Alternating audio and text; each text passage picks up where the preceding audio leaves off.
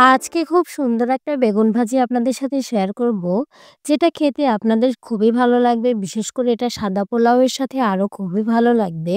বাসায় অবশ্যই ট্রাই করে দেখবেন। আশা করি সবারই খুব ভালো লাগবে। এটার জন্য ১ম এই লাগবে একটা বেগুন। বেগুনটা যেন কচি হয় সে বিষয়ে একটু লক্ষ্য রাখলে ভালো হয়। যদিও আমি কচি বেগুনই নিয়েছিলাম কিন্তু এটা আল্টিমেটলি কচি বের হয়নি। একটু অ বড় ধরনেরই বের হয়েছিল। মানে মাঝে একটু বিচি হয়ে গিয়েছিল।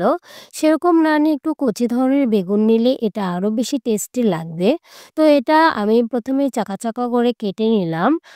দেখতেই পাচ্ছেন আমি কিন্তু একেবারে পাতলা করে কাটিনি।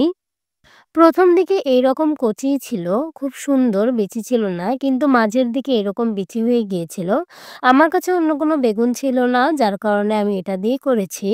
এরপরে এই বেগুনের মধ্যে ভালো করে ধুয়ে নিয়ে দিয়ে দিলাম এর মধ্যে আদা, রসুন, জিরা বাটা, মরিচের গুঁড়া, হলুদের গুঁড়া, ধনিয়ার গুঁড়া দিয়ে দিলাম একটুখানি রাঁধুনি গুঁড়া মসলা এবং দিয়েছি দারচিনি, এলাচ এবং তেজপাতা গুঁড়া। সবগুলা ভালো করে মিশিয়ে নিয়ে এটা ম্যারিনেট করে রাখলাম প্রায় ০.৫ ঘন্টার জন্য। এটা ম্যারিনেট না করলেও কিন্তু হয়, কোনো প্রবলেম নেই। আমি রেখেছি যাতে এটা মসলাটা একটু ভালো করে সুক করে আরকি।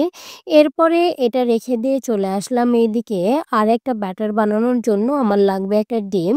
তো ডিমটা ভেঙে নিলাম ১ম এ। ডিমটার মধ্যে আমি সামান্য পরিমাণ লবণ দিলাম আর দিলাম একটু গোলমরিচ গুঁড়া। ২ টা ভালো করে মিশিয়ে নিয়ে এটা তারপরে রেখে দিলাম। এরপর নিলাম একটু ব্রেড ক্রাম্বস। এটা আমি বাসায় বানিয়েছি।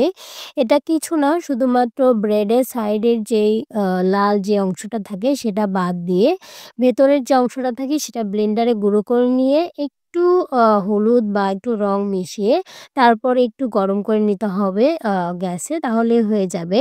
তো আমি ডিমের ব্যাটারে চুবিয়ে তারপরে ব্রেড ক্রাম্বস এর উপর দিয়ে দিলাম। তারপর ভালো করে কোট করে নিলাম ২ পাশেই, যাতে খুব সুন্দর মুচমুচে হয় আরকি। ভিডিওতে দেখতেই পাচ্ছেন আমি সবগুলো সুন্দর করে কোট করে নিয়েছি। আপনারা চাইলে ডাবল কোট করতে পারেন। মানে ২ বার ব্যাটারে চুবিয়ে আবার ২ বার কোট করে নিতে পারেন। তাতেও আরো বেশি মুচমুচে হবে। এরপরে দিয়ে দিলাম তেলের মধ্যে। এটা কিন্তু একটু লো হিটে ভাজতে হবে, কারণ বেগুন কিন্তু সিদ্ধ হওয়ার একটা ব্যাপার থাকে। ওপরেরটা খুব তাড়াতাড়ি রং এসে যাবে, কিন্তু ভেতরে কিন্তু সিদ্ধ হতে একটু সময় লাগবে।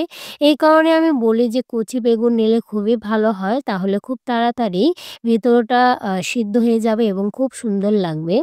যদিও এটা দীর্ঘক্ষণ রেখে দিলে কিন্তু এটা মুচমুচে থাকবে না। মানে এটা নরম হয়ে যাবে স্বাভাবিকভাবে। এটা গরম, গরম খেলে পোলাওয়ের সাথে কি যে ভালো লাগবে, একদম স্বর্গীয়।